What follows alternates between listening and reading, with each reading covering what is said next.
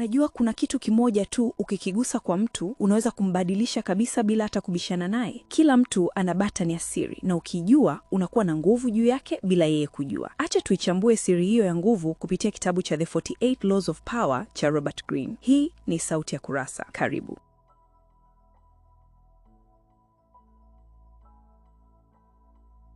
Sheria ya 33, discover each man's thumbscrew. Yani gundua sehemu dhaifu ya kila mtu, kile kitu cha ndani ambacho ukikigusa mtu anabadilika au anakuwa rahisi kushawishika. Ukiitazama kwa kina na kwa mtiririko mrefu, sheria hii haizungumzi tu kuhusu kuwatawala wengine, bali inaingia ndani kabisa ya saikolojia ya binadamu. Kwa sababu ukweli ni kwamba hakuna mtu asiye na udhaifu, na mara nyingi udhaifu huo ndio unaoongoza maamuzi yake kuliko hata mantiki ya wakili. Katika maisha ya kila siku, watu wengi hujijenga taswira fulani mbele ya jamii. Wanaweza kuonekana jasiri, wenye msimamo, wenye busara au hata wasiojali chochote. Lakini nyuma ya pazia hilo kuna hisia, tamaa, hofu au majeraha ya zamani ambayo yana nguvu kubwa sana. Hizi ndizo thumbscrews anazozungumzia Robert Greene. Ni kama kitufe cha siri ndani ya mtu ambacho ukikibonyeza kwa njia sahihi unaweza kubadilisha mtazamo au tabia yake kwa urahisi kuliko hata kutumia hoja nzito au nguvu ya moja kwa moja. Mfano rahisi ni mtu anayependa sana kuthaminiwa. Unaweza kubishana naye kwa muda mrefu bila mafanikio, lakini ukimpa sifa na kumfanya jisikie muhimu, ataanza kukusikiliza na hata kukubaliana nawe bila kupinga sana. Sheria hii inasisitiza umuhimu wa uchunguzi wa kina wa watu. Huwezi kugundua udhaifu wa mtu kwa haraka au kwa juujuu. Inahitaji uvumilivu, kusikiliza kwa makini na kuangalia mienendo ya mtu katika mazingira tofauti. Mara nyingi udhaifu wa mtu hujificha katika mambo madogo: anavyokasirika haraka, anavyopenda kujisifu, anavyotafuta uangalizi au hata anavyojitetea kupita kiasi. Haya yote ni dalili zinazoweza kukuonyesha kuna kitu kinachomsukuma ndani yake. Mfano, mtu anayejisifu kupita kiasi mara nyingi anaweza kuwa na ukosefu wa kujiamini ndani kwa ndani, na hivyo anahitaji uthibitisho wa nje ili ajisikie bora. Ukigundua hilo, unakuwa na ufunguo wa kumshawishi au kumwelekeza. Kuna aina mbalimbali za thumbscrews ambazo watu huwa nazo. Baadhi ni za kihisia kama hitaji la kupendwa, kuogopa kukataliwa au kutakiwa kuthaminiwa. Wengine wana udhaifu wa tamaa, wanaweza kuvutiwa sana na pesa, madaraka au hadhi. Wengine wana udhaifu wa hofu, wanaogopa kupoteza walichonacho, kuonekana wajinga au kushindwa mbele ya wengine. Pia kuna wale wenye majeraha ya zamani kama kukataliwa au kudharauliwa, ambayo bado yanawaathiri hata kama hawayaoneshi wazi. Ukifanikiwa kugundua ni ipi hasa inayomgusa mtu, unakuwa na nafasi kubwa ya kuelewa maamuzi yake na hata kuyashawishi. Robert Greene anatoa wazo kwamba njia ya kupata nguvu si lazima iwe kwa kupambana moja kwa moja na watu, bali kwa kuwafanya wenyewe wakubaliane na unachotaka kwa kugusa sehemu zao dhaifu. Hii ina maana kwamba badala ya kutumia nguvu nyingi au kuingia kwenye migogoro, unaweza kutumia akili na uelewa wa tabia za watu. Mfano, kama unajua mtu fulani ana tamaa ya mafanikio ya haraka, unaweza kumshawishi kwa kumwonyesha fursa ambayo inaonekana kumpeleka haraka kwenye mafanikio hayo. Kama mtu anaogopa kupoteza heshima yake, unaweza kumshawishi kwa njia inayomfanya aone kuwa kukubaliana nawe kunamlinda au hata kumuinua zaidi. Lakini pamoja na nguvu hii, sheria hii pia ina upande wa tahadhari. Kutumia udhaifu wa watu vibaya kunaweza kukugeukia. Kama watu watagundia kwamba unawachunguza na kutumia udhaifu wao kwa manufaa yako binafsi bila kujali wao, watakuona kama mtu wa hila au asiyeaminika. Na mara tu uaminifu unapopotea, ni vigumu sana kuurudisha. Hivyo, hekima ya kweli hapa sio tu kujua udhaifu wa watu, bali ni kujua jinsi ya kuutumia kwa uangalifu na mipaka. Wakati mwingine, unaweza kutumia maarifa haya kujenga mahusiano bora. Mfano, kumsaidia mtu kushinda hofu yake au kumpa kile anachohitaji kihisia badala ya kumtumia tu kwa faida yako. Kwa upande mwingine, sheria hii inakufundisha kitu muhimu sana kuhusu wewe mwenyewe. Kama kila mtu ana thumbscrew, basi na wewe pia unayo. Hivyo, sehemu ya pili ya hekima ya sheria hii ni kujitambua. Jiulize, ni kitu gani kinaweza kunifanya nifanye maamuzi yasiyo sahihi? Je, ni tamaa ya pesa, ni hitaji la kuthaminiwa au hofu fulani? Ukijijua vizuri, unakuwa na uwezo wa kujilinda dhidi ya watu wanaweza kujaribu kutumia udhaifu wako. Kwa sababu ukweli ni kwamba kuna watu wanaelewa kanuni hizi na wanaweza kuzitumia dhidi yako bila wewe kugundua. Kwa mtazamo mpana zaidi, sheria hii inaonyesha jinsi binadamu tunavyoongozwa sana na hisia na mahitaji ya ndani kuliko tunavyopenda kukiri. Tunapenda kuamini kwamba tunafanya maamuzi kwa mantiki, lakini mara nyingi kuna nguvu za chini kwa chini zinazotuongoza. Mtu mwenye nguvu kulingana na mtazamo wa Robert Greene ni mtu anayeelewa nguvu hizi kwa wengine na kwa nafsi yake, na anajua kuzitumia kwa busara. Si lazima uwe mlaghai au mtu wa hila, bali uwe mtu anayesoma watu vizuri na kuelewa kinachomsukuma. Mwisho wa yote, sheria ya 33 sio tu mbinu ya kudhibiti watu, bali ni dirisha la kuelewa tabia za binadamu kwa undani. Inakufundisha kuwa watu si rahisi kama wanavyoonekana juu juu, na kwamba nyuma ya kila tabia kuna sababu ya ndani. Ukiweza kuona sababu hiyo, unakuwa na uwezo mkubwa wa kuwasiliana, kushawishi na hata kuepuka migogoro isiyo ya lazima. Na pengine somo la kubwa ni hili: kadiri Kadiri unavyozidi kuelewa udhaifu wa watu, ndivyo unavyopaswa kuwa mwangalifu zaidi na wako pia. Kwa sababu hapo ndipo nguvu halisi ilipo, katika uelewa, sio katika nguvu ya wazi. Kama umejifunza kitu hapa, usiishie tu kuangalia tu. Bonyeza subscribe sasa hivi, kwa sababu kila video hapa inakufundisha jinsi ya kuelewa watu, kujilinda na kuwa na nguvu bila kelele. Usikose next lesson. Inaweza kuwa ndio itakayokupa advantage kubwa kuliko wengine.